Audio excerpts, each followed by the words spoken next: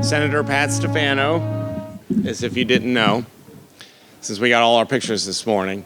I want to thank you for taking time out of your day, especially to your advisors who made all the arrangements for you to be here today. You hear about what the legislative process is. You see it on the news, your social media feeds, the different things, but is that accurate, if I can say this right, actually accurate? Well, today is a chance for you to be that elected official and act in that capacity. So you're going to have some bills in front of you, which you have all seen. You're going to debate those, vote, make votes in your committee, and then you're going to come here after lunch and we're going to do an actual Senate session. So it gives you an idea of how the sausage is really made, as you've heard. So there's information that you might not know. A lot of the bills in the Pennsylvania Senate are passed unanimously. No debate. But you don't hear about those. And there are some that we really do debate. And there's a lot of animosity at times, and then we shake hands and have dinner afterwards. So it does happen. It's not as bad as you see on the news. So today's a day for you to be that way, for you to debate, know your facts, back up your thoughts with your facts, argue with each other, and then shake hands when it's all over. Because the whole idea is to work together to get something to happen in Pennsylvania. So that's what we're going to be doing today. We're going to be practicing that. What I want to do now is take a moment to introduce my staff. If you know, the district has changed. Every 10 years we do the census. Pennsylvania's population, believe it or not, has increased. So we have to represent more constituents across the district. So the population went to 13.1 million, so we each have to represent 260,000. My district had to grow by 20,000 people. The only way that could happen is I picked up Bedford County. I lost a lot of Westmoreland County. So the district is a little bit different. So there's changes then with offices that I have. So I have 3 offices in the district. My main office in Connellsville and Fayette County, a Somerset County office, and a Bedford office. And my staff is here today, so I want to make sure, and I don't know, I can't see out that far if they're all here. My chief of staff, I did want to tell you, is in Qatar. He's deployed. He's with the Army National Guard, and he's serving our country right now. He won't be back until August. But in his place is my acting chief of staff, Jake Gary. And I'm new to a committee in the Senate now. I chair Consumer Protection and Professional Licensure. So that executive director is here today, Jennifer Schmeltz. She's new to my office. We have Amanda Kateri is new in my office in Harrisburg. She is there as my communications director, only about a week and a half in. And Nicole Weaver is here. In the district office, I have a district director, John Frick. And Sue Quinn is my outreach coordinator, so thank her when you see her. She's the one who organized today's event. And we have Philip Romali is here as well. In my Somerset office, we have Brenda Thomas and Allison Link. And new to the district in the Bedford office is Tanya Clark. So as you can see, we're having that much area, I need a lot of people to help keep things moving. And today you're going to have a lot of community leaders, and you're going to have some other elected officials here. I see Representative Jesse Topper is here, Representative Ryan Warner is here, Representative Bud Cook is here. Yell at me, Representative Charity Grimm-Krupa is here. Yell at me if I miss somebody. They're all here to help guide you today. And we have industry leaders, industry lobbyists, community leaders. They'll all be here to help guide you along the path and help debate your bills and argue different points. So let's give them all a big round of applause for their taking their time out. So to keep on track, because we want to do the best we can to manage our time, I'm going to go right in. Well, first, before I introduce who's going to talk to you about the legislative process, I want to give a big shout out and thank you to Penn State Fayette Campus, the Eberly Campus, for opening their doors and hosting us today. So thank you, Penn State. But now is the time where we're going to break out into our committees. And this is times, if you were in Harrisburg, you would hear the announcement that a committee meeting is going to be held in Rules Room or whatever room it would be. You would hear an announcement. It'd be on your schedules. So in your packet is your schedule, where your committee is going to meet, in what room, and Sue will help direct you to your advisor who's going to help you get over to the classroom. So we'll all be heading over to the Eberly classroom. And as you debate your bills, I'll be coming through the different committees to check on your progress. Sue?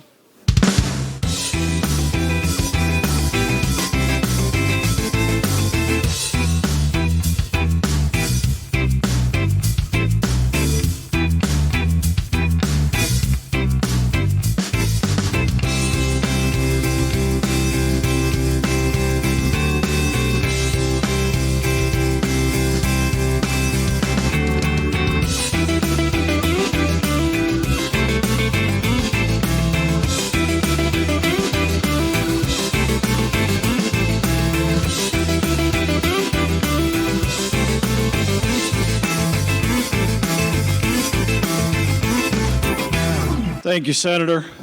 Good morning at this point, everyone. Really glad to see you here. I just want to recognize the efforts that went into making all this happen. Senator Stefano and his staff, all of the visitors that are here to help us help you through this day, and of course the students that are here. Thank you for being with us. We love hosting groups, but especially these types of events where you're not just coming to basically visit, but you're coming to learn and to understand more about how we operate as a Commonwealth. So we're so glad to our friend, the Senator. He is also a graduate of Penn State Fayette and a good friend of our campus as well. So again, welcome to Penn State Fayette, the Eberly Campus. I hope you come back and see us again. Bye-bye.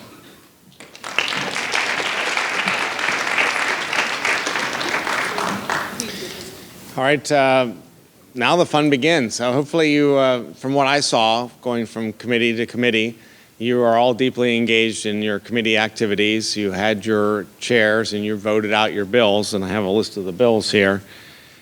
Now we're going to do the fun part. We call that session, where you now are the Senate body.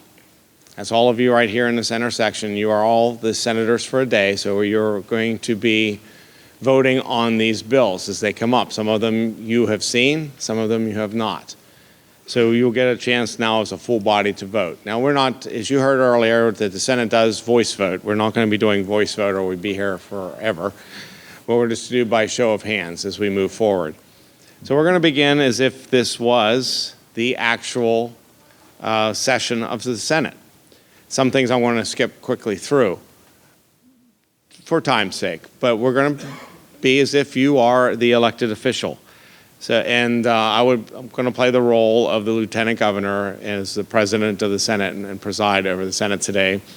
And our Chief Counsel, or General Counsel, I can't say that, I have to say that correctly because she'll correct me, and Crystal and my Chief of Staff, Jake, are going to act as parliamentarians.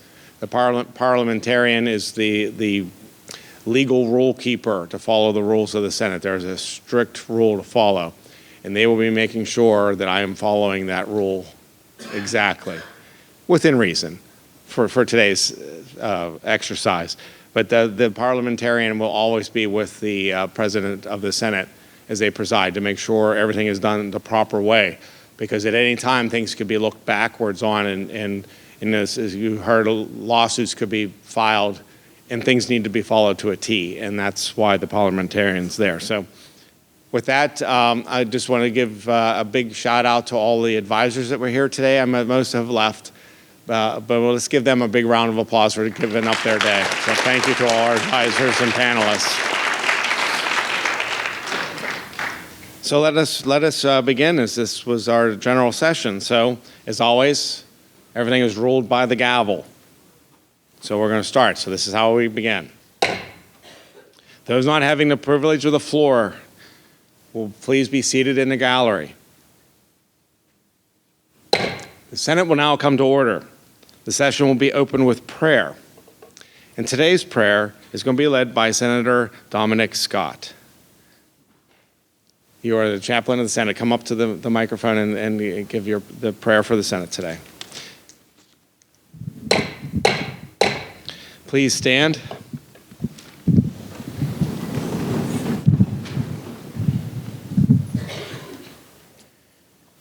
Gracious God, we thank you for bringing us safely to this place to learn how to serve our fellow man through faithful service to each other.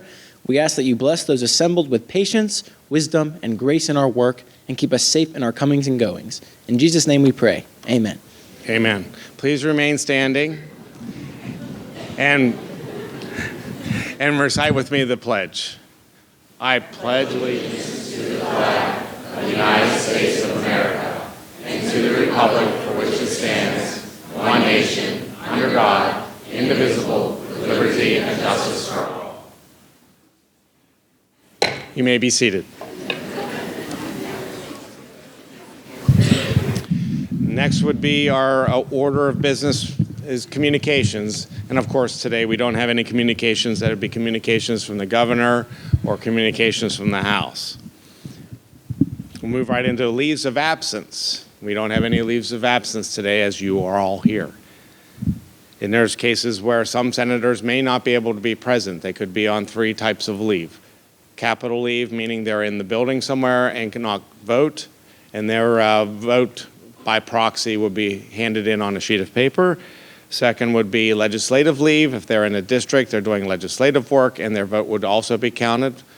Or personal leave. In that case, if they're on personal leave, their vote does not count. They cannot vote. So they would just be recognized as absence. So, moving on then, we're going to start the consideration of today's calendar. And the first bill on today's calendar is Senate Bill 1. Senate Bill 1, the bill sponsor is Senator Riley Bednard, and the chair of that committee was Senator Dominic Scott. Would the bill sponsor like to talk about their bill? Would you please come up and talk about your bill? Yeah, the microphone.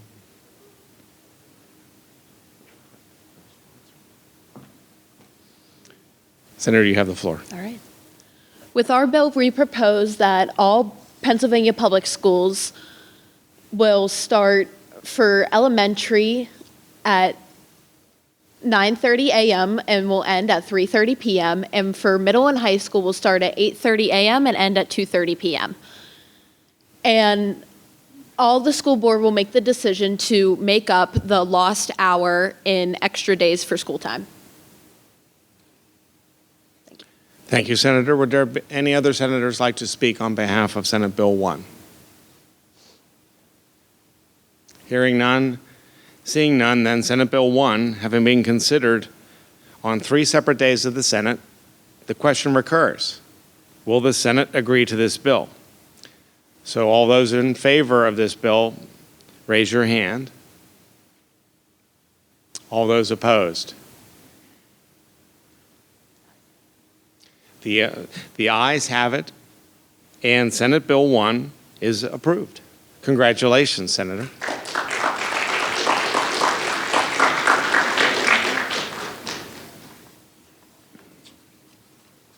The next bill on today's calendar, Senate Bill 2. No, I don't have my Senate. Is that Senate Bill 2? Yeah. There we go.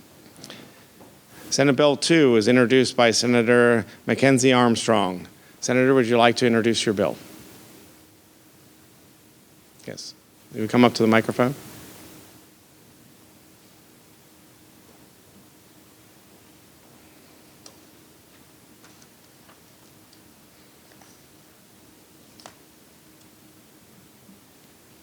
Would you introduce your bill to the entire Senate, please? This bill is to. I can't see it. Here, we'll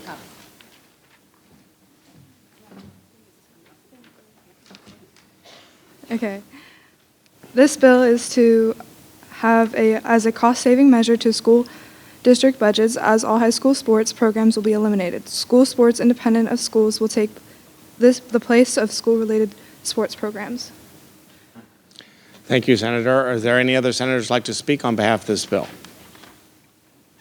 Now, bear in mind, you can speak in favor of this bill and tell your fellow senators to vote in favor of it, or you can argue against it and then convince your fellow senators that it was a bad vote and they should vote no. Senator, you have the floor. My name is Robert Branch, and I would like to politely disagree, as in a lot of areas where a lot of us come from, in lower poverty areas especially, schools use their sports programs not only as a way to keep kids coming to school, but out of trouble outside of school as well. And especially for the kids who only use sports as a method to get out of their situations. Once you pass middle school, high school, there's no more recreational leagues for high school players. Recreational leagues go straight middle school to grown adult leagues. So if you wanted to play any sport in high school that your school doesn't have, you'd have to either go dual enrollment in another school, which then you'd have to find transportation to that school and then back home after practice, or you'd have to just completely move school districts, which for most of us we could not just do, just be based off of a sport that we want to play. Thank you, Senator. And how you can say that is end your statement with, I encourage my colleagues to cast a negative vote. You always encourage them for an action. Any other senators? Senator, would you like to take the floor, please?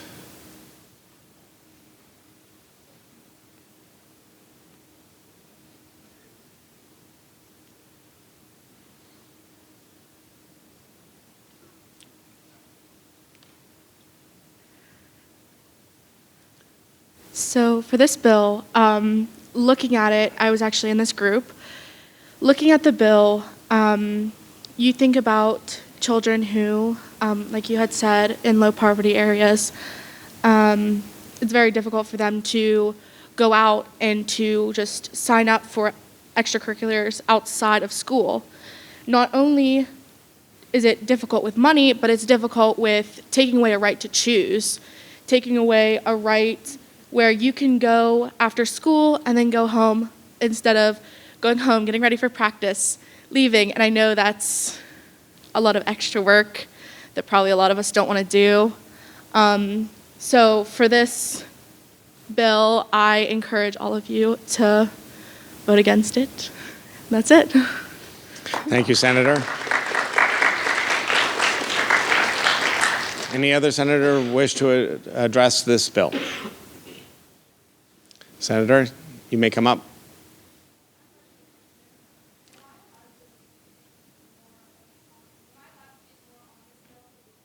Yes, certainly. So please come up and share with us. Yes. Okay. You're the maker of the bill? Yes. By all means, you can ask to speak again on your bill.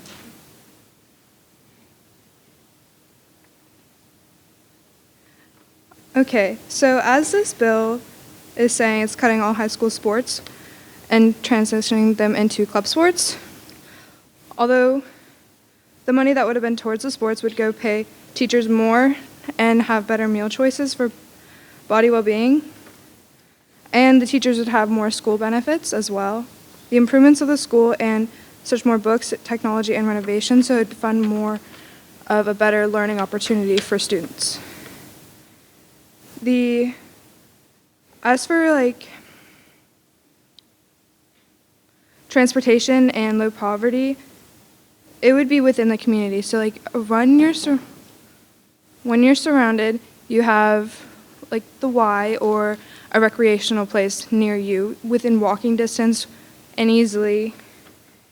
As for fees, parents don't have to pay anything but a playing fee for sports.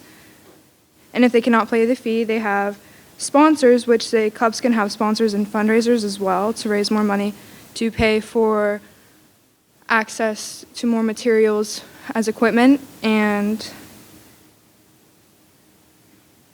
that's it on that part. and it's like it's as teachers would be biased to, they would favor a player if they were in more high school sports.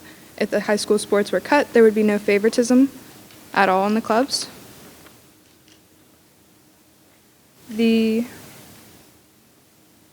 Although it's also like playing games, like it develops character. Yes, you need to be more diverse when you're in a community. You have to have more experience with different people from different parts of your community to have more opinions on everything.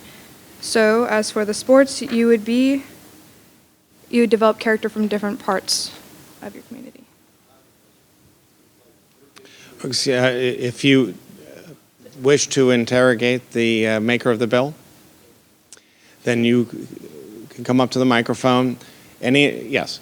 An interrogation of any interrogation of the maker of the bill goes through the president. So you will ask me the question, and I in turn will address the maker of the bill. All right, so. Oh, and I missed an important step. See, that's why we have a parliamentarian. Does the maker of the bill wish to be interrogated? Yes, sir.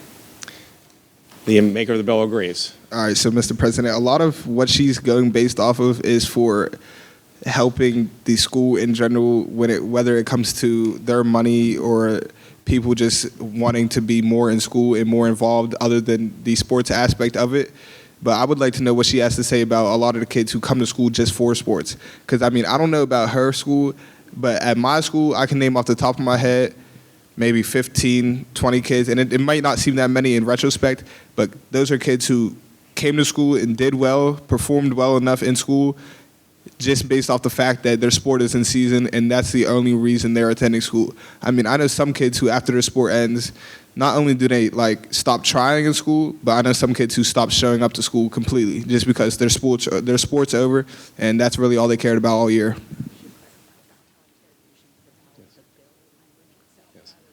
Yeah, as a parliamentarian addresses the concern you have, when you're interrogating, you'll be asking a specific question of the bill. So what specific question on the bill are you asking? I'm not sure I understand what you mean by that. I would frame it as, does your bill consider those students who only wish to participate in school through sports? Then yes, that's what I'd like to ask. So we'll use that as a question, and would the maker of the bill understand the question, and how would you answer? Club sports can be year-round. So sports can be year-round. For that particular sport, say you have club soccer, it's spring, winter, fall, and summer. Volleyball, same. Football, you can have different recreationals for football. Basketball, you can have spring and fall, and for prep time, you would have winter and summer to prep. It would be all year round. Okay, now, so. Does that, you have further questions? I do. So, to play sports outside of their season, it's considered a travel season. And that's still almost unconsiderate to the kids who play in school, as the fact that if I wanted to play basketball in school during our winter season, say it's a $100 sign-up fee. Now, Senator, is there a question you wish to ask, or do you wish to comment on the bill? Those are two different things. Are you commenting on the bill now directly? Yes, sir. By all means, you have the floor. So, say, like I said, basketball in season, to play for my team, it would cost a $100 sign-up fee. Now, if I wanted to play basketball outside of my season for a outside source, it could cost $300 to up to $500 just to be on a team, and that doesn't include playing, uniforms, travel costs, food costs, or anything. That's just to have your name on the roster.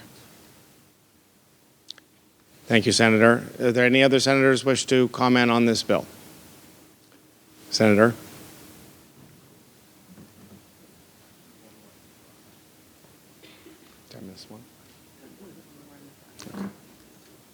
Senator, you have the floor. Okay, so I have two different things to comment about. So one thing is she talks about the budgeting, and so we're paying taxes to our school for sports right now. So if you're cutting the sports, you're paying taxes to the school to do these sports, but then she wants us to go and play club sports, which are additionally paying more money, which is more Senator, expensive. May I interrupt you for 1 second? Please reference your comments to the bill itself and not the Senate member. I say this because we do this on the floor too. We try to refer all comments to the subject matter of the bill itself or the effects of the bill and not the person or the maker. Can you restate the bill then? You can make your comments, just don't use the senator's name.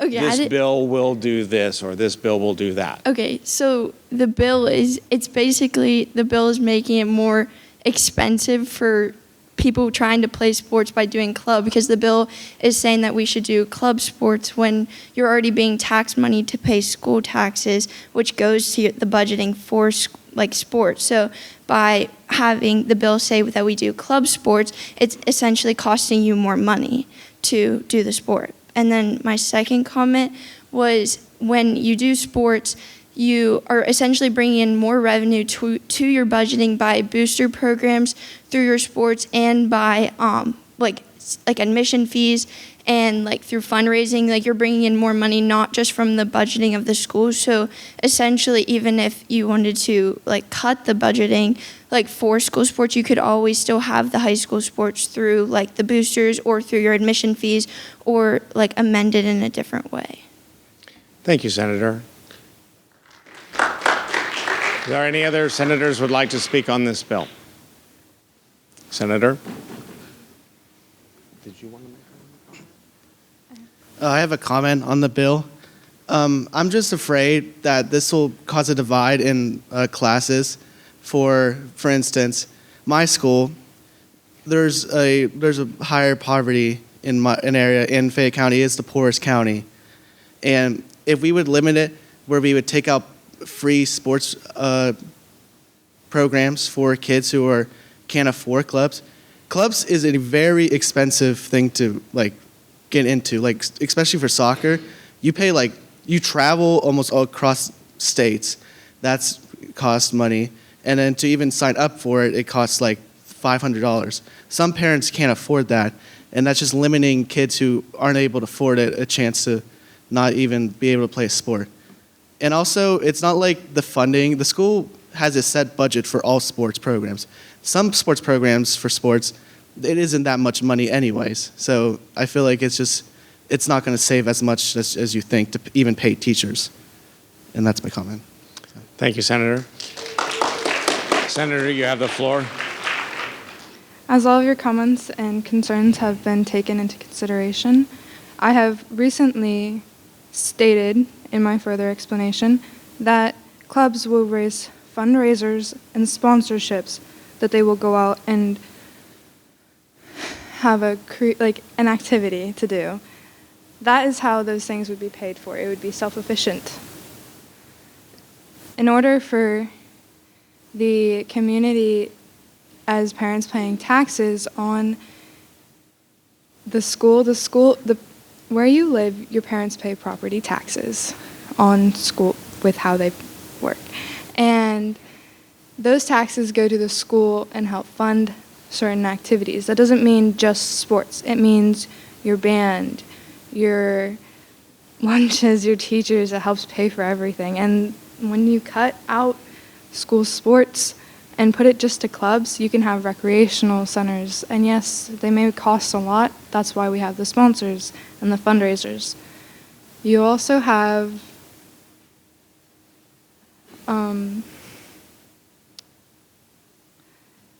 the teachers would get paid more. It'd be a better job criteria. You get more teachers, better pay, better education. You would have more books for learning. You would have more higher quality technology at school to further your advances in writing. It would benefit, and I can see where you guys have your concerns. Thank you, Senator. Any other additional comments on this bill? Senator? Yes, red.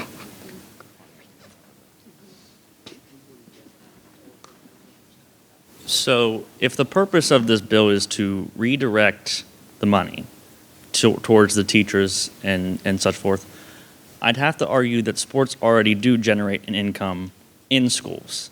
If you were to eliminate sports entirely, what would you do with your stadiums and your gymnasiums? What would happen there? What would your band classes look like? There wouldn't be a marching band to perform at a halftime. There wouldn't be a pep band at a basketball game. I feel like there are a lot of more negative effects to this than positive, although I do think teachers should have some sort of more supplementation in pay, but maybe that's something that can come from a different budget somewhere rather than this. And also another factor is a lot of students, like some other fellow senators have said, use sports as a way to still come to school and enjoy school and hang out with their friends. It's a very social and cultural part of their lives. And a lot of students that don't have opportunities to go to college gain full tuition scholarships at certain schools with the use of sports. So, Thank you, Senator. I know there are several that want to speak on this bill. If you wish to, please come up and we'll form lines at the microphone. So, Senator, you can come up. Anyone else? I believe here, you. Anyone else wish to come up? So I didn't really have as much of a comment. I was going to make a move to vote because I feel like most of us are on the same page here. So if I can do that. You're moving to call the previous question? That is what the senator has just asked for. I know we have others that wish to speak. So this is a non-debatable item. We have to go to immediate vote. Those who wish to call the previous question and move straight to voting, please raise your hand. Those of, I think that's pretty obvious. The ayes have it. Thank you to those senators who were willing to speak on the bill. Now you know this little procedure. So, now that we've moved to the previous question, Senate Bill 2 has been considered on 3 separate days of the Senate. The question recurs, will the Senate agree to the bill? All those in favor of Senate Bill 2, please raise your hand. All those opposed? The nays have it. Senate Bill 2 is defeated.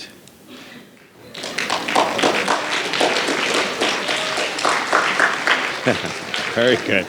The next bill on today's calendar, Senate Bill 3, introduced by Senator DeVincent. Senator, please introduce your bill. It's me again.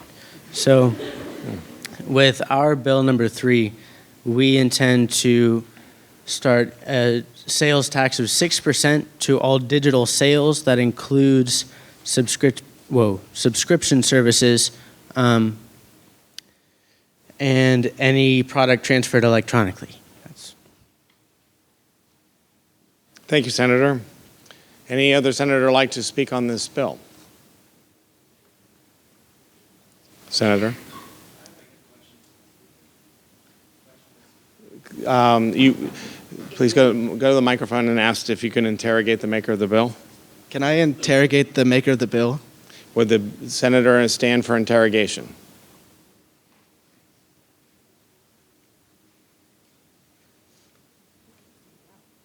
Senator? So my question is, would this entail that a text message would also receive a tax for each individual text message?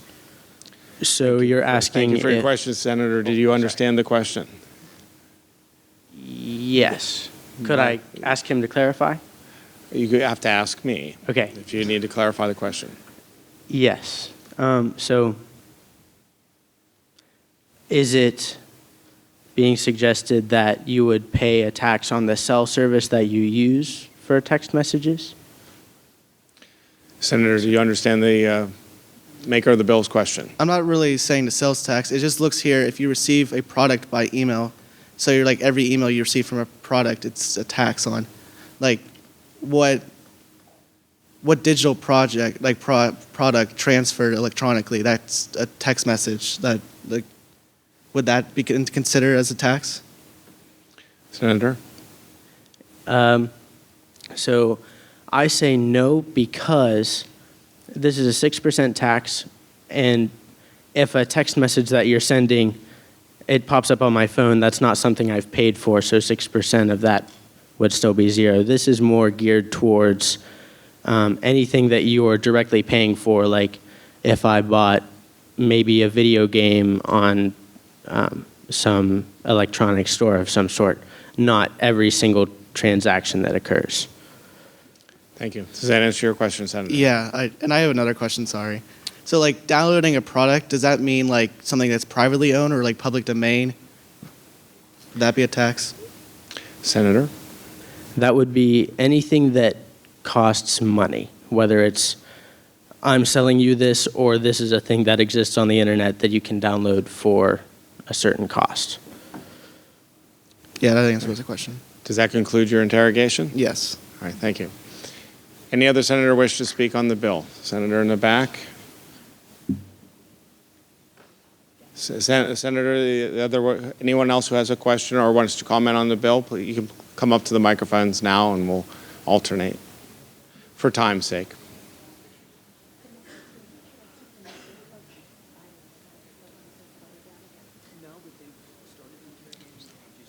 Senator, you have the floor. Okay. I would like to make a comment on the bill.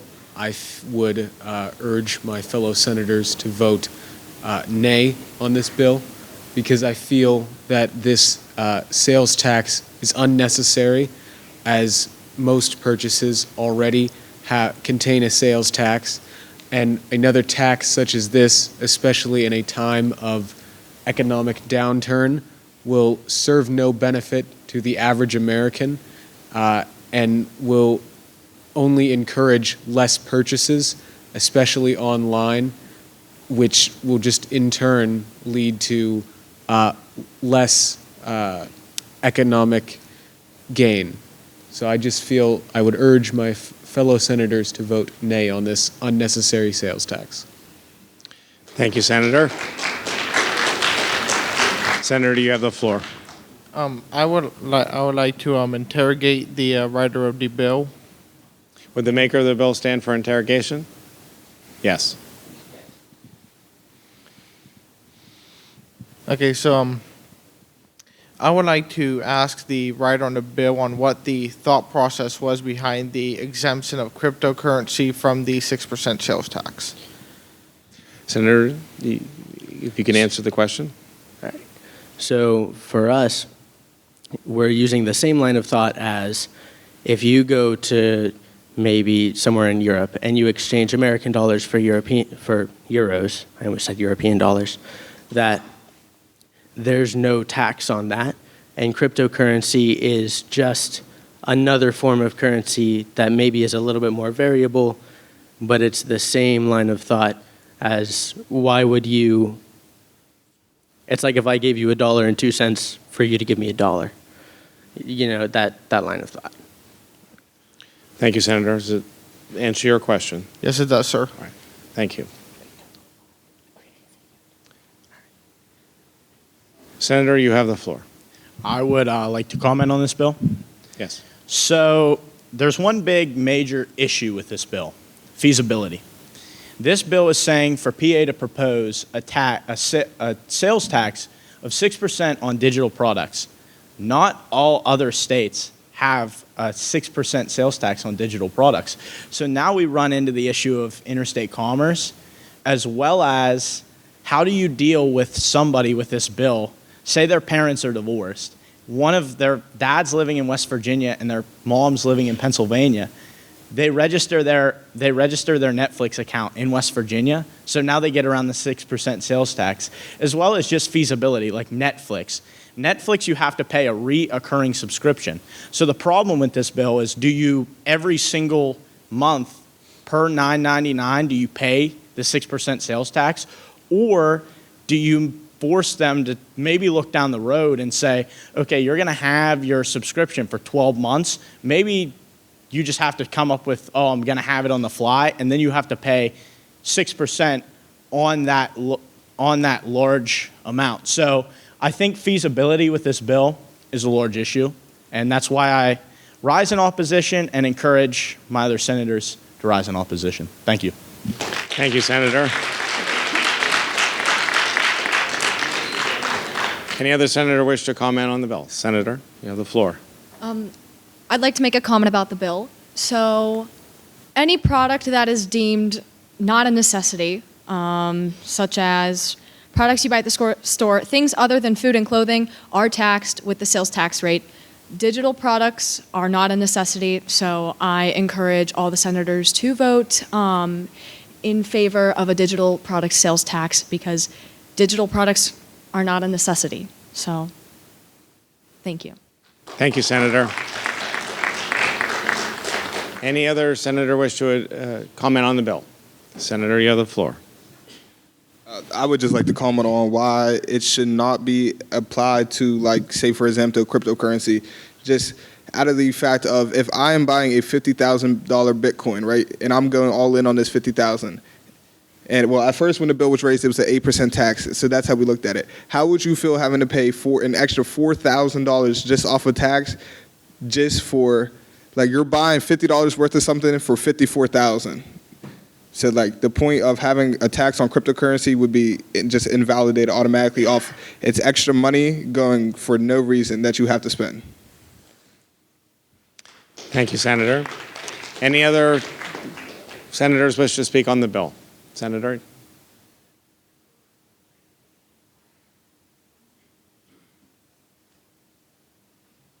I would like to interrogate the creator of the bill. Would the maker of the bill stand for interrogation? Yes. Yes. You may begin. I'm wondering how the bill will be enforced. How will you make sure that everyone gets this tax and is not, for example, using a VPN to change their IP address to out of the state, completely bypassing the tax entirely?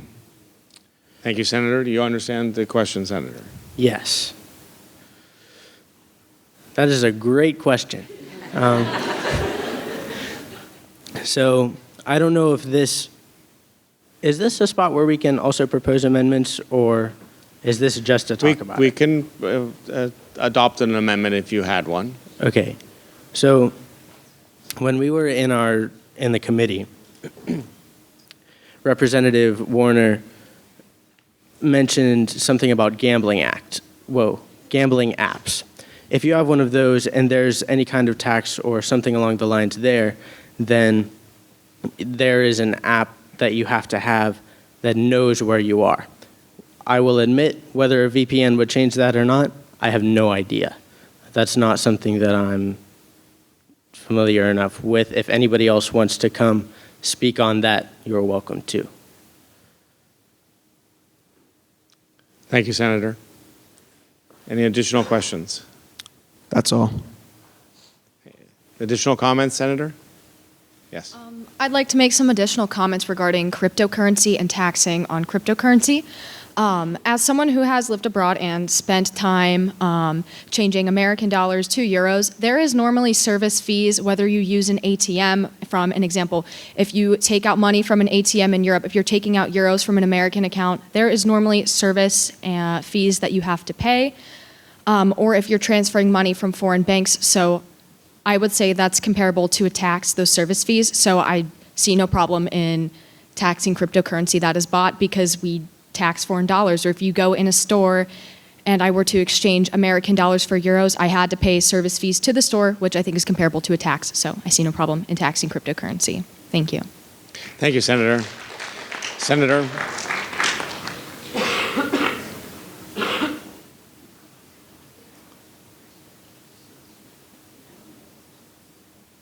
You can use this microphone here, too. So the maker of the bill said that in Pennsylvania, it is required to use a gambling app on your phone, a location tracker.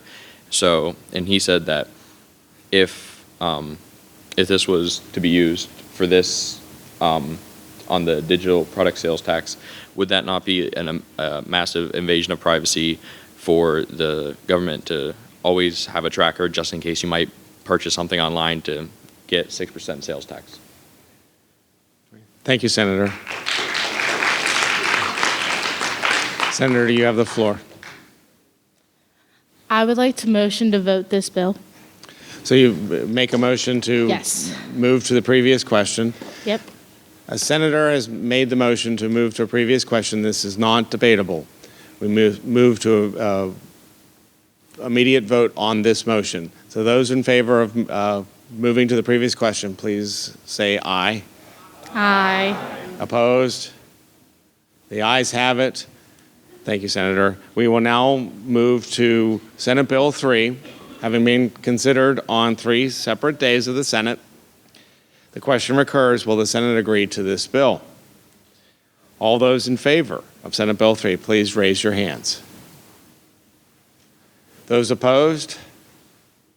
The nays have it, and Senate Bill 3 is defeated. Thank you very much. Next bill on the calendar, Senate Bill 4. Right? Senate Bill 4? I don't have that one.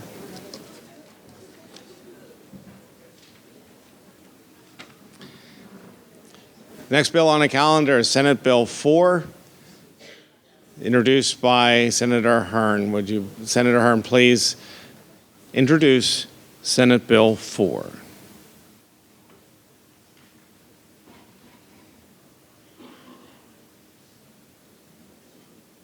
Senator? So this bill is drug testing for welfare benefits. It is exactly as it sounds. If you are basically, when you file for welfare, you'll be subject to random drug tests by the Department of Human Services. And then can I speak pro during this time, or? Absolutely. Okay. So why should you support this bill? For many reasons, but I'll just highlight a few. One, when you go get a loan, you have to provide some sort of asset or some sort of way to hold you, almost the analogy, hold your feet to the fire, hold you to your word. And I understand that some people need help, but like in this scenario, they can't offer assets. So what do we ask in return? We ask that as taxpayers, our money is being spent fiscally responsible in the sense that the people that are receiving it are not on drugs. And why is this important? Because number one, a great thing about this bill, we will catch drug abusers in an age today where the opioid crisis is getting worse and worse every single day. We can find and get the people that need help, and also, like I said, help improve them, as well as help make sure our tax dollars that we pay are being sent to the right places and correctly. Also, it's like a job. We can say this is like a contract for welfare. Some jobs, when you go to them, I would say 80% of them, you have to be drug tested. So why is it any different for welfare? Why do they get a free pass? And what I'm saying, and I believe, like I said, we should, this is personal accountability, and I just believe it's needed very, very badly. And yeah. Thank you, Senator. Any additional senators comment on the bill? And you both can come up. Anyone who wishes to comment on the bill, you can come up to the mic. Either side. You guys go. There's no for or against side. Go either way. Yes. Just go to a microphone. Both microphones are for and against, depending on who's speaking. Senator, you have the floor. I would like to interrogate the maker of the bill. Would the maker of the bill stand for interrogation? Yes. So what is the next move if they fail the hair follicle test after the 90 days? So if they fail the hair follicle test, what will happen is, it's not really stated, it's still, so we can do amendments, but I would imply that as they would be kicked off their welfare until they can pass a drug test that will be reapplied. Thanks. Does that answer your question, Senator? Thank you. Senator, you have the floor. Hi, I would like to encourage all of my fellow senators here to vote nay to the bill for this reason. If you read it, I think it's fair to imply that it is made or crafted with money with money as the issue, that people think that we are losing too much money because people who are on welfare sometimes don't deserve it and abuse that. So I would say that that's fair to say that that is the motivation of the bill. Even if it's not, read it again, and think about how much money it's going to cost. So in truth, you have to think about how small of a percentage people that are on welfare, when they do get drug tested, there are ways that to be on drugs and pass a drug test, and, you know, not to get informal, but I think that everybody knows that. I think that's kind of a common understood fact. So we're not going to be catching the multitude of people on drugs that we really think we are. People have ways to get clean. Also, I would say the majority of people are not on drugs. So you're not going to catch the amount of people you think you are, and you're just going to be spending thousands of dollars on the facilities to do this and the locations to do this, and also the tests themselves. So overall, it's just a waste of money that's going to really not benefit people the way that you guys think it might be. Thank you, Senator. You'll have to wait for other comments. Senator? I would like to interrogate the maker of the bill. Would the maker of the bill and stand for Yes. interrogation? Yes. So would this... Please address the president. Mr. President, my question is... Sorry. Mr. Yes. President, my question is, would this apply for prescription medicine, including like Adderall for ADHD or medical marijuana? Because if it's prescribed to you, would you be failing a drug test over that? No, because that was Senator? one of the things I think it really didn't need exempted in the bill, for the fact that if you get documents from your medical provider that shows that you're on the prescription drug or the medical marijuana, or you get a medical marijuana card. So if that pops up for that reason, you submit the proper documents, you're fine, you're not going to fail. It's like a drug test for an employer. You're not going to fail the drug test if you have a reason that you're on it. Okay, thank you. Thank you, Senator. Senator, you have the floor. I would also like to interrogate the maker. Does the maker stand for interrogation? You have the floor. So with this one random drug test per year, what's really stopping someone from, after they get this one drug test in that year, what's stopping them from taking the drugs afterwards? And what's the actual reset of, say, the time frame, say like January 1st and December 31st, or is it the year right after they take the drug test? Because that could be easily counteracted by scheduling and bypassing time. Senator? So it's the year after they take the drug test, as well as, what did you ask? What was your first question? My first question was that, first off, what's the time frame and how could they bypass it? So it'd be pretty hard to bypass because it's random and they wouldn't know when it was coming at multiple times. And it would happen to like the people that are on welfare multiple times. It wouldn't always just be the same time. So as long as drugs stay in your system, we did 1 year to reduce the cost on the taxpayers, as well as, again, if you don't know when something's coming, it's a lot. You're not going to try and guess and try and outsmart the system. Does that end your interrogation, Senator? Partially. So then what is the actual start and end date of this year span so that we can adjust, per se? Senator? So it's going to start whenever the bill takes effect, if it passes, and then it will reoccur. Their random drug test will go from, like, say they get tested in July, the new drug cycle will run a year from that date.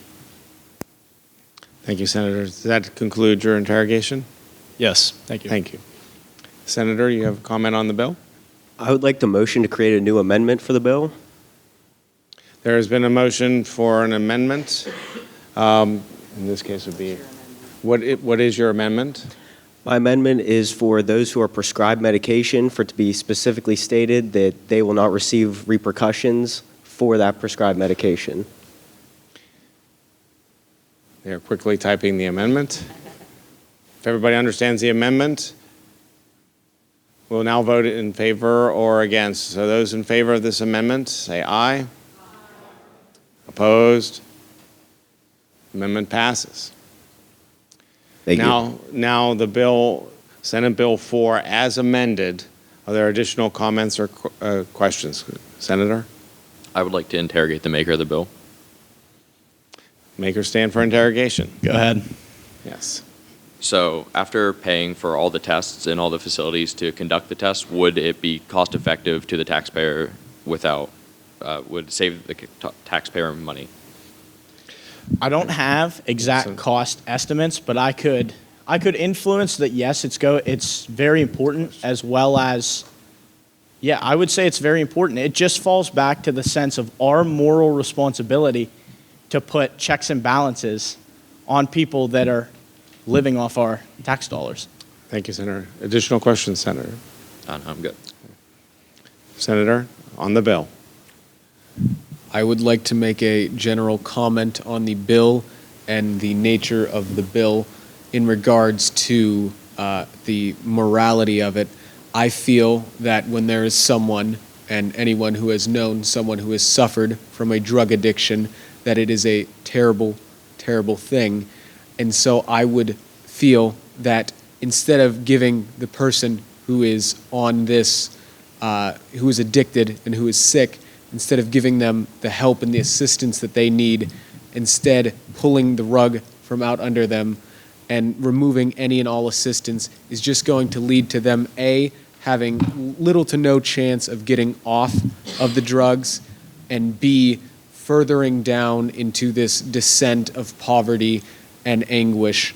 And I would argue that while there is a moral responsibility to be personally accountable, I feel that to do this, you should address the problem of why are these people addicted to drugs, and to get them off of the drugs first, instead of simply taking away the money that they need to give themselves a life to live. And I would urge my fellow senators to vote nay on this bill.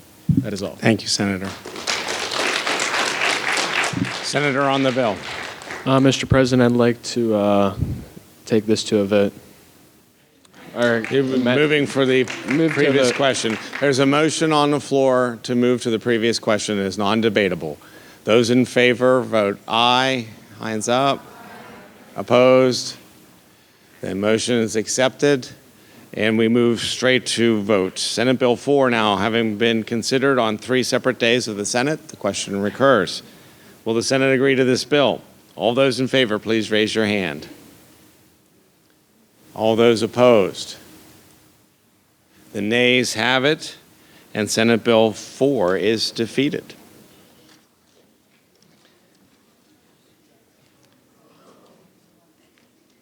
The next bill on today's calendar is Senate Bill 5.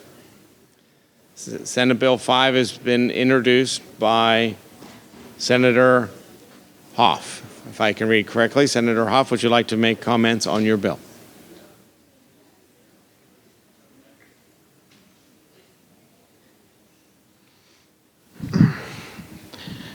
Hello, everyone.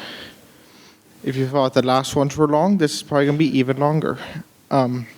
My bill, Senate Bill number 5, is a bill that motions to...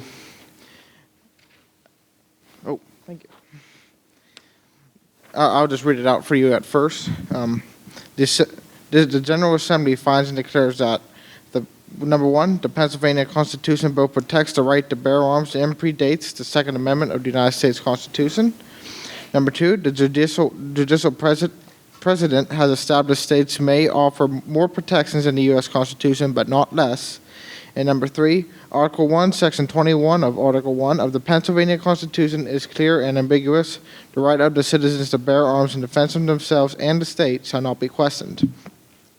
Accordingly, neither the Commonwealth nor any county or local government shall allow public tax monies to be used to enforce a federal law, executive order, or regulation that attempts to register, restrict, or ban ownership or purchase, whether by number or type of a firearm, component of a firearm, or ammunition, that this act shall take place immediately.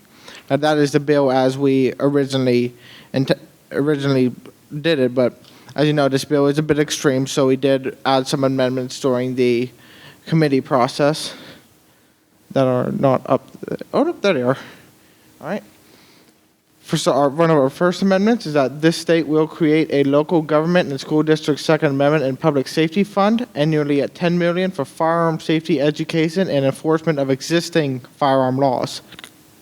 This shall be funded through the general fund and funds collected by those violating existing firearm laws. Our Second Amendment, ironically, all individuals All individuals purchasing a firearm in PA shall complete an approved safety training program. These are programs that are designed to be administered to everyone equally so that it does not lead to something that the poll tax or the literacy tests of old led to in regards to the right to vote. And our final amendment was the training certification requirement will be applied to future gun owners, but those owning guns already will be exempt effective January 1st, 2024. So if you already passed the original restrictions on if you could or not own a firearm, you will be grandfathered into this, so you won't have to go back and take the test. And that's all I have to say on that. Thank you, Senator. Any senators wish to comment on this bill? Work your way up to the microphones by all means. Oh, my. It's a hot button issue. Senator, you have the floor. I'd like to make a comment about this bill. My comment is that I encourage you all to vote opposed because firearms are already protected in our Constitution by the Second Amendment, which is the right to bear arms. This bill essentially just protects it even more. If you own a gun reasonably and responsibly, you would know that it's already protected. And I think that $10 million going into just firearm training would be a little preposterous, especially if part of it comes out of the general fund, which can be going towards other things. I would be in more support if they would alter that to be just money coming from fines collected, but not from the general fund. So I encourage you all to vote opposed for it since the right to own a firearm is already protected. Thank you. Thank you, Senator. The next senator will be up. As chairman of this bill, I'd like to just further support, add some more details to it. This helps protect the laws we already have in place in our for our bill, and like what we have on firearms already. If we bring more laws and more regulations onto the firearms we already have, we'd just be grading the pool to what we already have. We can't even enforce the laws we do have on our firearms. So I'd say we use the funding we have for our education to help strengthen the laws and regulations we already have on our firearms. I'd just like to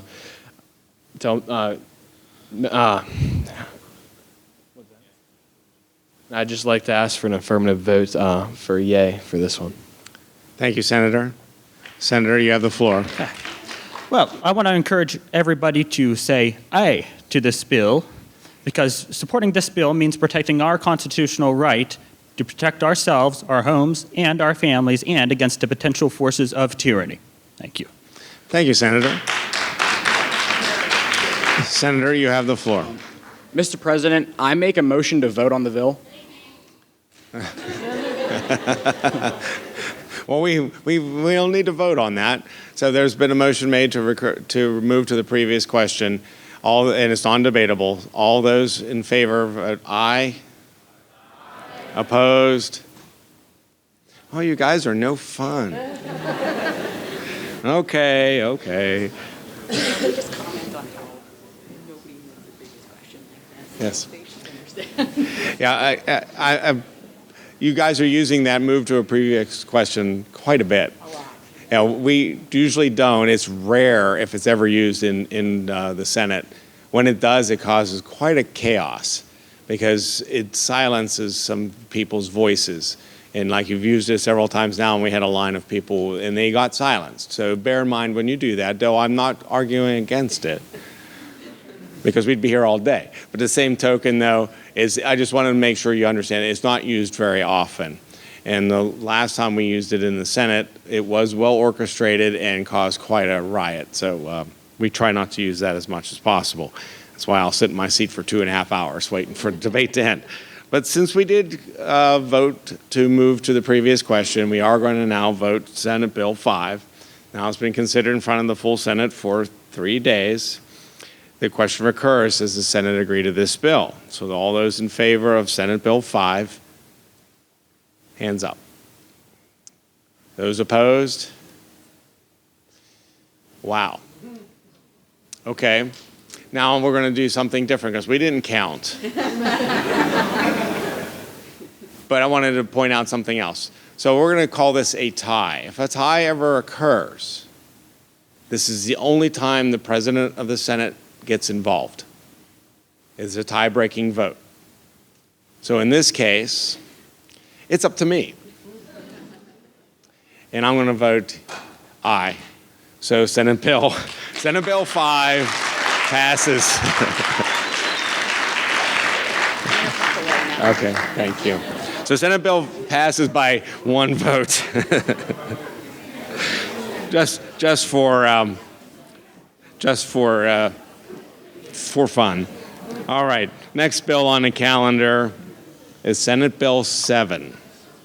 Senate Bill 7. 6 never passed out of committee. Senate Bill 6 is now no longer on the Senate floor. So we're moving on to Senate Bill 7. Senate Bill 7 is sponsored by Senator Deal. Senator, would you comment on your bill, please?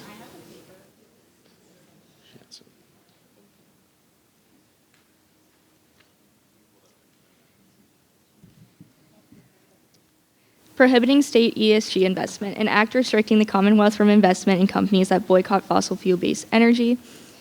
Require the Commonwealth to develop and maintain a list of companies that boycott fossil fuel-based energy.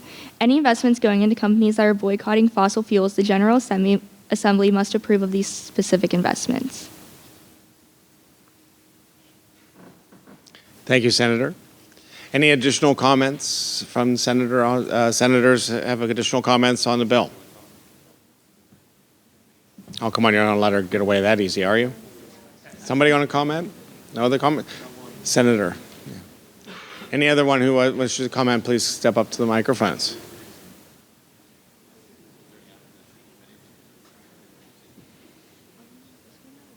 Senator? I would just like to advise everyone to say nay to this because honestly, I don't see the point. I mean, let's be honest. I don't really see how the state not funding companies that specifically don't follow, that are not, what would be the correct term, ESG certified, really helps anybody, especially people in the state. I mean, I know this is a big coal state, but I believe our focus would be better shifted to moving us towards environmental energy than trying to keep our old coal economy afloat. So other than I would advise everyone votes nay on this. Thank you, Senator. Senator, you have the floor. I rise in support of this bill, and I urge my colleagues to do the same. Why? Because I believe that when PA casts money against itself, I believe that should be up to our elected officials. And why do I say cast money against ourselves? Because fossil fuels are a huge part of our everyday lives and a huge part of our revenue in the state. And we all should know that because all of us in this room are Pat Stefano's constituents. And a lot of towns, Rockwood, Berlin, Wimber, big fossil fuels coal towns. We wouldn't even be here if it wasn't for fossil fuels. So I believe we should let our state elected officials decide that if they want us to lose money and basically hurt ourselves, then we should put in place something as a buffer zone for that. Thank you, and I urge my colleagues to vote pro on this bill. Thank you, Senator. Senator, you have the floor. May I interrogate the creator of this bill? The senator agrees. I would just like some clarification on this bill, please. I'm sorry, I didn't hear the question. I would like clarification on the bill. What clarification? Can you be specific? How are we benefiting from it? We, the people, how are we benefiting from it? Senator, can you, do you understand the question? Yes. Okay. So basically, you just, hold on, sorry.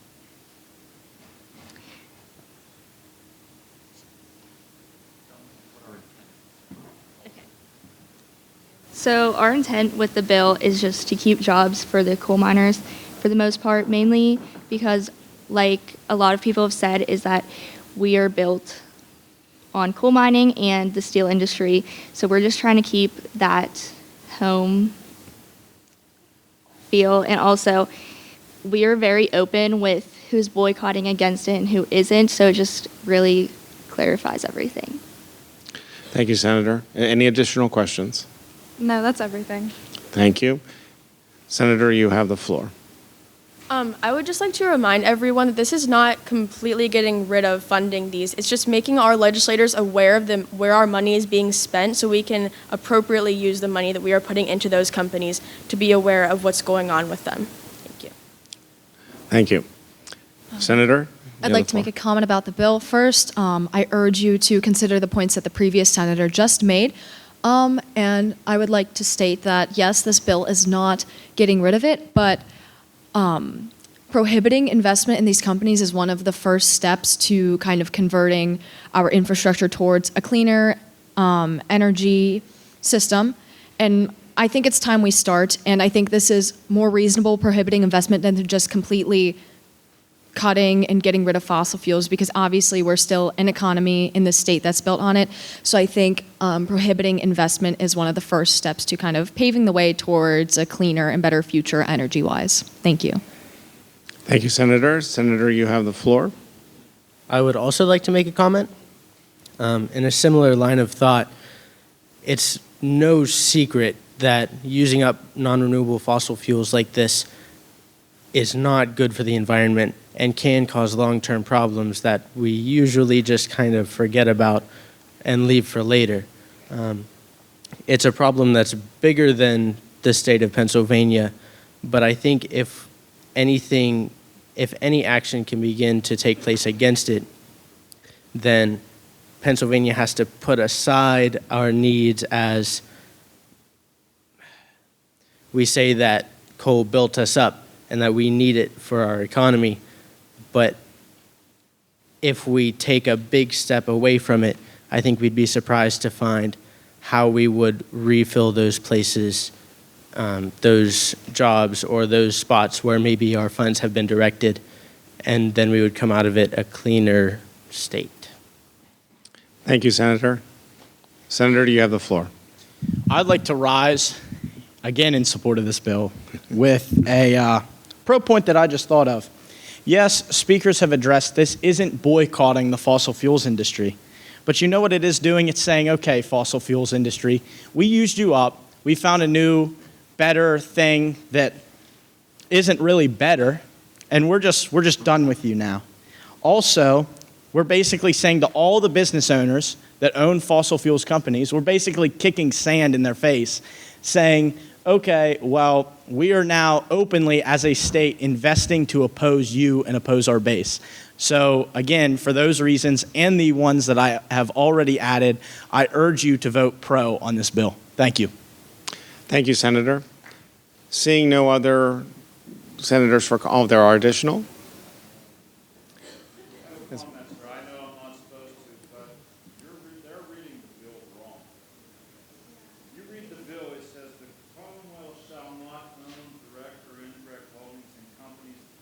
Boycott fossil.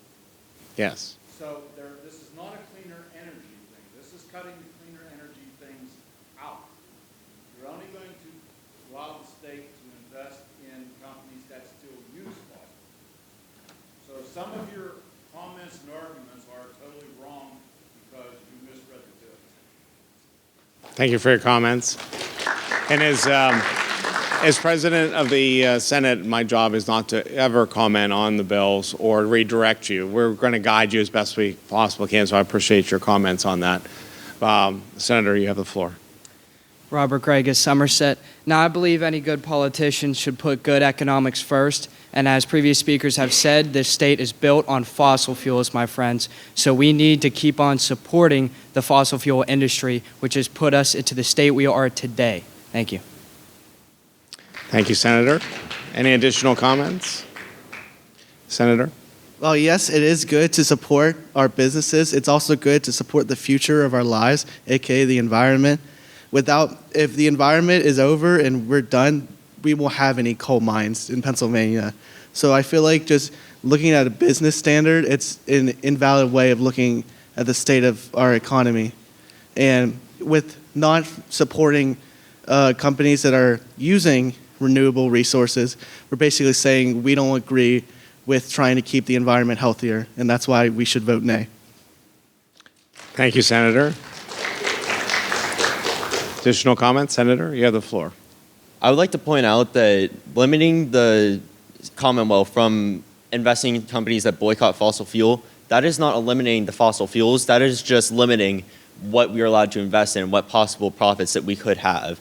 And also that we are not, as somebody stated before, kicking sand in the faces of these fossil fuel companies. We are just trying to, while we are still investing in those, push for better alternatives.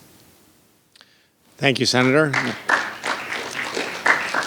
Seeing no additional comments on the bill, any other additional comments? Now, as the Senate Bill 7 as presented has been considered in 3 separate days in front of the full Senate, and the question recurs, will the Senate agree to this bill? So all those in favor of this bill, please raise your hand. Aye. Opposed? I would say nays have it. And Senate Bill 7 is defeated. Now, before we move on, I just want to touch base on Senate Bill 7 on my opinion. And I'll be very brief about this. 7, you're absolutely correct. This ESG that they're talking about is investment. There are certain investment companies that will not invest in any fossil fuels. So what this bill is going to do is be transparent about who's investing in what. I believe in free markets, and I think those companies shouldn't be blocking investments. Pennsylvania can then decide whether they want to have those only their investments be part of that. It's something that I was working on, is whether our investments in Pennsylvania are in those types of companies that boycott fossil fuels.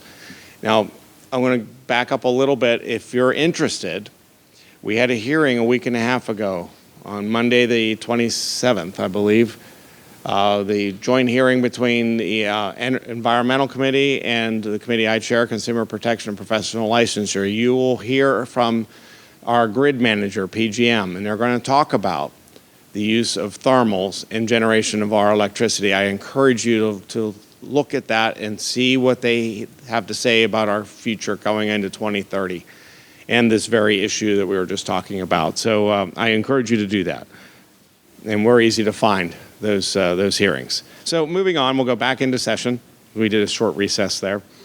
The next bill on our calendar is Senate Bill 8. I don't have Senate Bill 8. Senate Bill 8 was introduced by Senator Walters. Chloe Walters. Yes. Chloe Walters. Senator, you have the floor if you comment on your bill.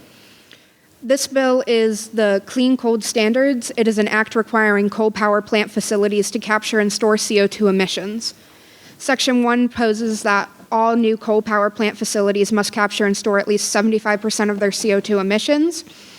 Then all existing coal power plant facilities shall have 10 years to retrofit their facility to meet the standard of capturing and storing at least 75% of their CO2 emissions. And the next section, starting in 2 years, all existing coal power plants shall be graded each year on the amount of CO2 emitted. Depending on the amount of CO2 emitted, they will have to pay a certain fine. All money from the fines will go towards further CO2 research, and fines will reduce as they emit less CO2. Thank you, Senator. Are there any other additional comments on Senate Bill 8? If you are interested in comment, please come on up to the microphones. Senator? I rise in full support of this piece of legislation. There are many effects of CO2 emission, including harmful chemicals entering the environment through coal ash. As stated in the Tribune Democrat, power plants in Pennsylvania are causing a multitude of unsafe chemicals to leak into the groundwater. Eventually, these chemicals will find themselves in the wells of the state's residents. This is a perfect example of environmental irresponsibility negatively affecting not only the wildlife, but the people of the state. It is a call for reform in the industry. I urge my fellow senators to vote pro on this bill. Thank you. Thank you, Senator. Any additional comments on Senate Bill 8? Hearing none, seeing none, then Senate Bill 8, having been considered on 3 separate days of the Senate, the question recurs. Will the Senate agree to this bill? All those in favor of Senate Bill 8, please raise your hands. All those opposed? I think it's very obvious that Senate Bill 8 is approved. Congratulations, Senator. Senate Bill 8 is approved. The next bill on today's calendar is Senate Bill 9.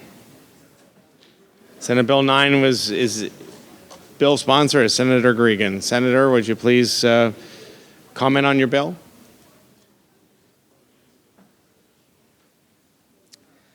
All right.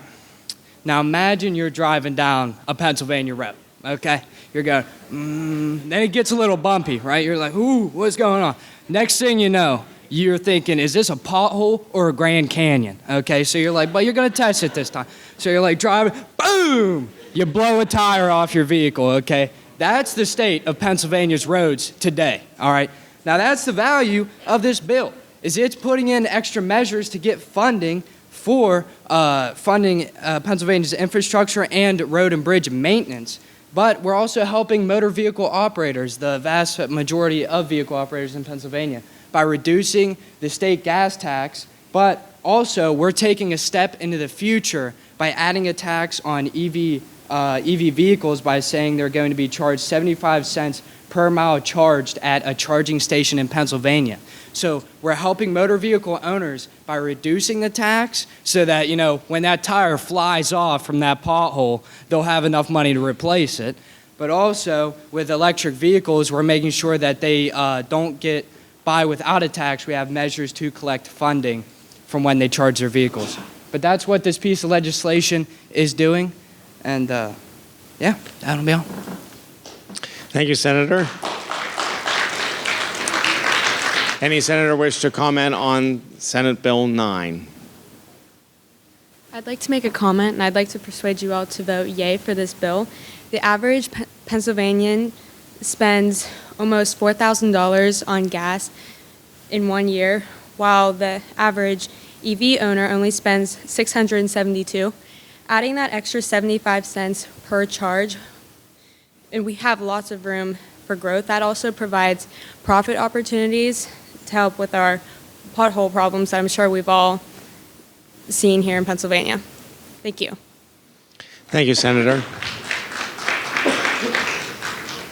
Any additional comments on Senator?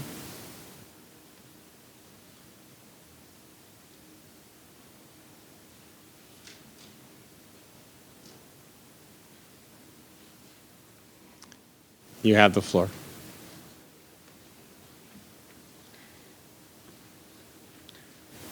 I would like. You get real close. I would like to question the president. I'm sorry? I would like to question. Would I say to him? The maker of the wish bill. to interrogate My the bad. maker of the bill? Okay, so Will the maker of the bill stand for interrogation? Of course. Yes. Please address the president. Yes. do I just say that? Your question? If you would add the more fees to, if you would do this, if you would do the fees and everything, how would everybody be able to pay for it if you don't have a good job? So your question is this an economical fee? Yes. Senator, would you like to answer that question? Yes. Was that question like how would they be able to pay for these fees if they didn't have a good job? Yes. Is it an economical fee? Okay. Well, first thing we can understand is anyone who buys an electric vehicle has to be at least well off, because electric vehicles as they stand now are a good amount more expensive option than standard motor vehicles. So I do believe that this small fee of 70 cents per mile charged at a charging station won't cause major problems for people charging their electric vehicles. Thank you. Does that answer your question, Senator? Not really. For the, as you said, like, if the fees and everything, how, like, it doesn't answer my question. If you don't have a good job and you're paying for all of these fees, for one, how are you going to even know how many miles you are driving out, like, because it's in Pennsylvania? How would you know? Senator, do you understand the question? Yes. So you're asking how we would know how many miles you drove? Yes. Okay. But anyways, in Section 2, it states all revenue collected from fees, it says they would be assessed once per year during vehicle inspections or at a monthly discounted rate. But with amendments, changing it to where we're not charging all motor vehicles on their mileage, we're just charging electric vehicles 75 cents per mile charged at a charging station. So if we were doing this bill as it was originally put, I guess that question would be pertinent, but. Does that help answer your question? Yeah. Okay. Thank you. Senator, you have the floor. Can I interrogate the maker of the bill? Maker of the bill stand for interrogation. Of course. Yes. Yes, he does. So the 75 cents per mile charged on electric vehicles at charging stations, what about the people that charge their electric vehicles at home? Would they not be paying that tax? Senator? Charging stations at home, from what I understand, these would be charging stations at gas stations, all that. Charging stations at home, I'm not sure if we could tax that. I'm not sure state legislation could tax that. So I'm guessing they would be exempt. I'm not sure. So then would everybody charge at home and very few people would actually use charging stations because they wouldn't want to pay 75 cents per mile charged? Well, of course, that's assuming everyone has charging stations at home. Most people driving around will, of course, use charging stations at gas stations. And also, people driving into the state would use charging stations at gas stations also. So the few people who do have charging stations at home, maybe they may be money, but I assume they're few. This wouldn't make that much of a difference, from what I assume. Right. From my understanding of it, it's not like a dedicated charging station. It's just like a cable that you could plug in to a specific outlet in your home. Okay. Well, then, yes, of course, if it was just a cable you could plug into an outlet at home, then we couldn't cover that with this tax. Okay. Thank you. Thank you, Senator. Senator, you have the floor for additional comments or questions. I would also like to add that this bill is meant to save motor vehicle owners in the long run while also promoting EV use to help our environment. And this bill would also save all motor vehicle owners around $430 a year, which could be a huge difference to all of us in this room. Thank you, Senator. Senator, you have the floor. Could I question the bill maker? Will the maker of the bill stand for interrogation? Of course. So I would I assume understand. yes, but yes, he said yes. Okay. I understand that the way this tax is supposed to work on electric vehicles is like on tax per miles charged. I assume every electric car, like for the miles it charges, is a different amount of electric per mile. How do you plan on like tracking that, or like, because I assume every car is different, but I'm not exactly an expert. So you're asking how it like different amount of charge for different cars? Like Yeah, like how would you determine how much of a charge is like I'm for gonna 1 mile? Remind the interrogators. Yes. Sorry. Just for procedure, but we'll make this as quick as possible. Your question is, how are you going to track the mileage for the tax? Is that correct? Yes. Senator? Of course. Well, when putting this legislation into place, that can be decided how we can track that. But due to different amounts of charge we're not really worried about the amount of charge for that mile. It's just the mile itself that we're charging this tax on. Now, that would be our 75 cents per mile charged. So for each car, there's different amounts of mileage per their charge. So we're just charging them for that mileage, not the charge itself. I'm not sure if that answers your question. So, okay. So you're saying that like we're charging per mile, it has nothing to do with like charging? So when they use the charging station at the gas stations, the amount of miles that they charge for is the thing we charge, not the electric charge itself. So say they charge for like a full battery, say 250 miles, we're charging for those 250 miles, not the energy charge itself. Not entirely. I don't know. I'm having a little trouble here, but I'm hoping that answers your question. Okay. Yeah. All right. Thank you, Senator. Senator, you have the floor.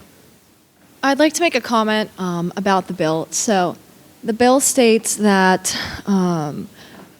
in Pennsylvania, drivers who drive EV will be required to pay a 75-cent tax on miles charged, and those who are driving regular motor vehicles will be taxed less at 40 cents for gas and 60 cents for diesel. If you voted to pass the last bill, Bill 8, about containing carbon emissions, I don't understand as to why you would want to pass this bill, because I think a lower tax on regular gasoline is encouraging people to want to switch to that, as opposed to using EV, which would be more expensive. It was stated in this room today that if you own an electric vehicle, you would be well off and better. But I don't think that's the case, because nowadays there are more affordable electric vehicles that you can use, and I think that having a higher tax on electric vehicles encourages people to want to switch to a regular motor vehicle with lower taxes, which would be worse for the environment. So I would consider your priorities here, whether it's cheaper travel or more expensive travel and a better environment in the future, as opposed to cheaper travel and putting more pollution in the air. Thank you. Thank you, Senator. Additional comments, Senator? All right, I would like to interrogate the maker of the bill. Will the maker stand for interrogation? Of course. Yes. All right, so I have multiple questions, starting with the simple fact that here in Uniontown, PA, we are a mere 15 minutes away from the West Virginia border. What would you do about people going over there to, say, charge their vehicle every time it needs charges? Well, as with Senator? I'll answer. Well, as with any Pennsylvania state legislation, we can't do anything about stuff that happens outside of the state.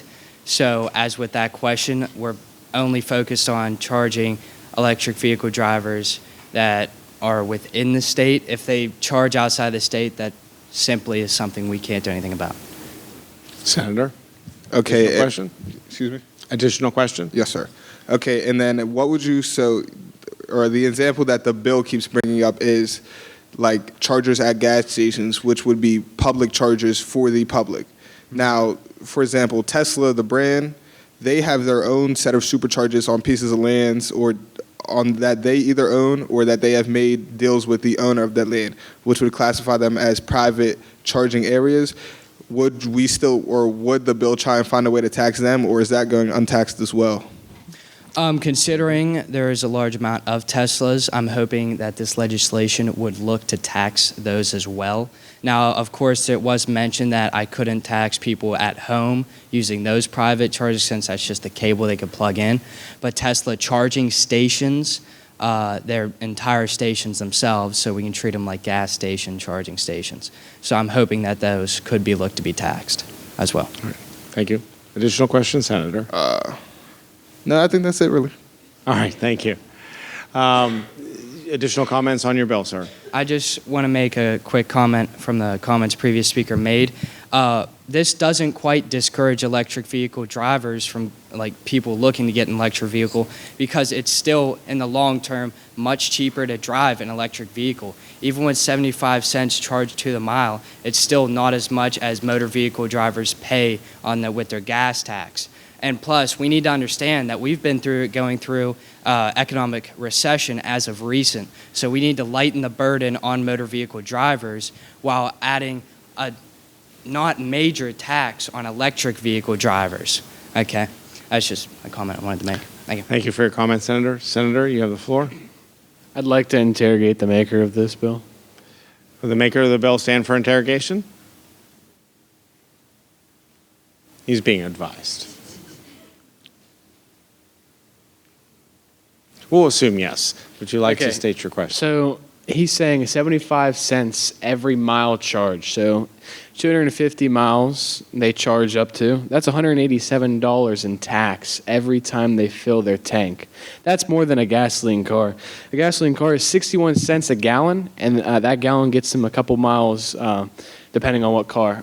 So I think it's not really saving any money for the electric, saying that it's not discouraging. I think that is very discouraging to drive an EV if you have to pay almost $200 every time you fill your tank up to go 250 miles in tax. So actually, that wasn't a question. That was your comments on the bill, which were very good. So Well, I'll form that into the question. Why is it that much? because it's written in the bill. Senator, you have the floor. Yes, by all means. So it's kind of along the lines of what he just said, but I did quick little math here. So like he said, 75 cents on a mile for an EV vehicle. If you're driving 10 miles, for example, that would be $7.50 just to drive those 10 miles. And say you're driving with gas, say gas is about $3.50 per gallon, and you have a 25 mile per gallon car. That's about 14 cents per mile, which means you're only spending $1.40 to drive that same 10 miles. So I just don't really understand why it would be so much more money for the EV vehicle when we should be trying to encourage people to drive EVs as they're more environmentally friendly. And usually people want an EV because it's going to cost less money in the long run, not having to get gas. Thank you for your comments, Senator. Senator, you have the floor. I would like to interrogate the bill maker. He's in discussions. Yeah. We'll assume that the maker of the bill said no. Do you have additional comments you would like to make on the bill? You said you assumed he'd say no? Yeah, he's. Oh. He can't so, speak. Then I do. So the bill states this as an additional tax to be made for each mile charge, which was stated at $187.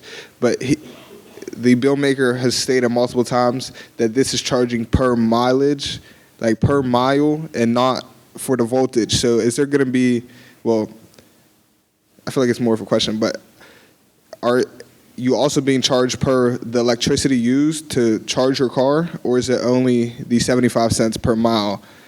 Because then you have to do the math to figure out the voltage per mile, and then it's extra already on top of this $187. That's a good comment on the bill. Additional comments, Senator? I guess I'd like to comment on the bill. Am I able to offer a suggestion to amend the bill? You may.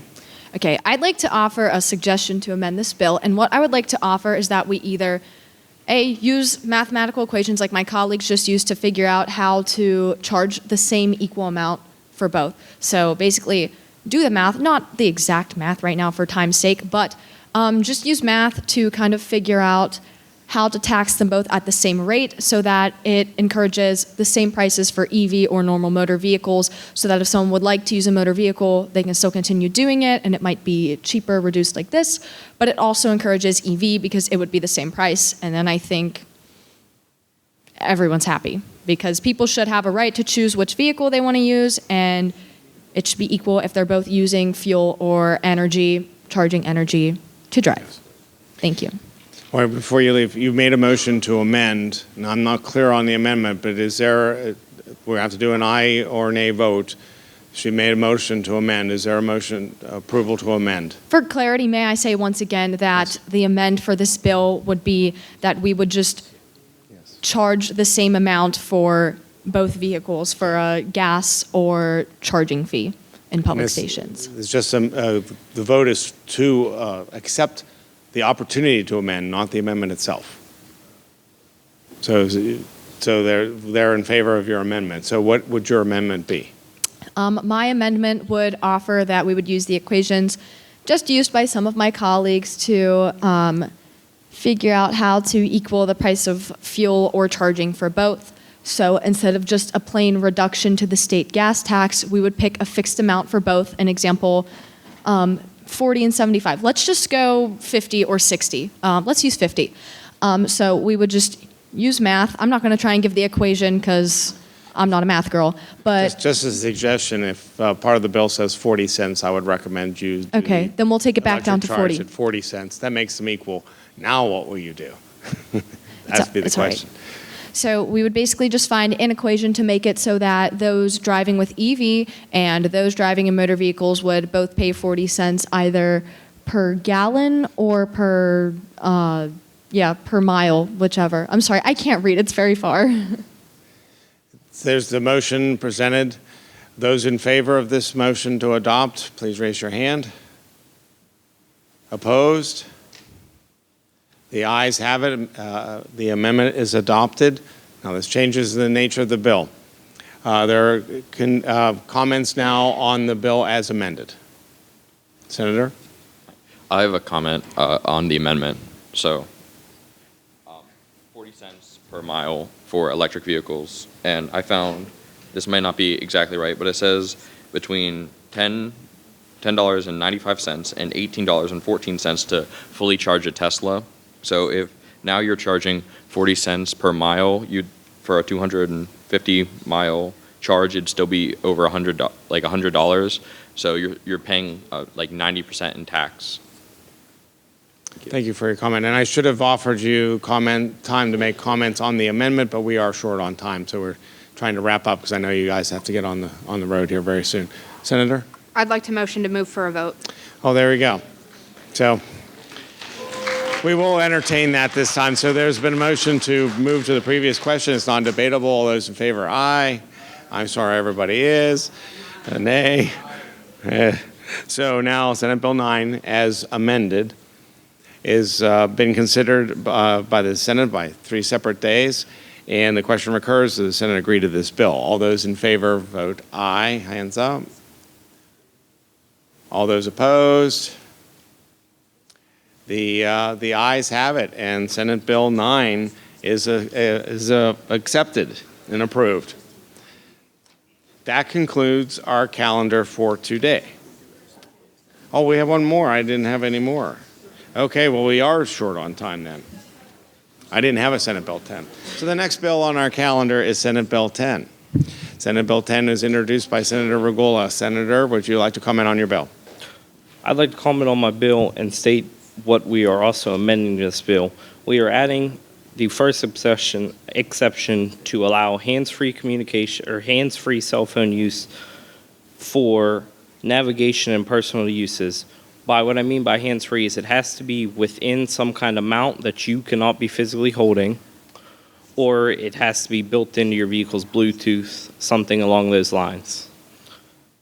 Our second amendment to this bill is along with the penalties. As the penalty states now, penalties any person who violates this section shall be guilty summary offenses with a maximum fine of no more than $100. I amend to move to change that maximum fine amount for $100 for the first offense, $500 on your second offense, and $1,000 on the third offense with possible suspension of license. Now, alongside, if you are involved in an accident, it is $100 for your accident, for your cell phone fine if you're caught using your cell phone when you cause the accident, plus any additional fees that may come along with the accident, plus possible suspension. Then it goes along with the tiers. So if your second offense, if you get into a car accident, it's $500 plus the additional fees and possible suspension, and along with $1,000 for the third offense, it's $1,000 with possible suspension and the additional fees or additional fines. Thank you, Senator. Now, I know we are now out of time, and I'd love to debate this bill. But I do want to ask you, though, those who are going to comment in favor of the bill, raise your hand. Those who are going to comment on the bill against it, please raise your hand. So it looks like there's more people for the bill or not. So since we are out of time, let's go ahead and vote this before we end our Senate session. So as we've been saying, Senate Bill 10 has been considered on 3 separate days in front of the full Senate. The question recurs, will the Senate agree to the bill? Those in favor of Senate Bill 10, please raise your hand. Those opposed? The ayes have it. Senate Bill 10 has been approved. Congratulations. I know we are out of time. I want to say thank you again for spending the day with us and getting involved in this debate. Thank you again to our advisors and the time that they took, and we hope to see everyone again next year. Thank you.